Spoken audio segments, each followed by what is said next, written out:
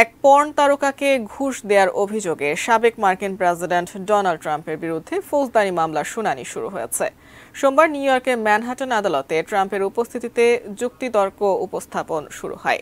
2016 সালের প্রেসিডেন্ট নির্বাচনের আগে যৌন সম্পর্কের বিষয়ে মুখ না খোলার শর্তে স্টর্মি ড্যানিয়েলস নামের পর্ন তারকাকে ঘুষ দিয়েছিলেন ট্রাম্প।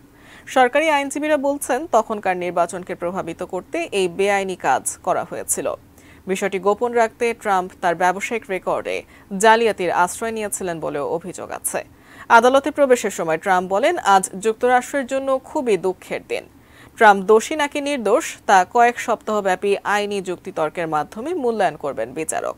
দোষী সাব্যস্ত হলে তার 1 থেকে 4 বছরের কারাদণ্ড হতে পারে। তবে দণ্ডিত হলেও প্রেসিডেন্ট হওয়ার ক্ষেত্রে কোনো প্রভাব পড়বে না। নির্বাচিত হলে জেলে কিংবা গৃহবন্দী থেকেও প্রেসিডেন্ট হিসেবে শপথ নিতে পারবেন তিনি।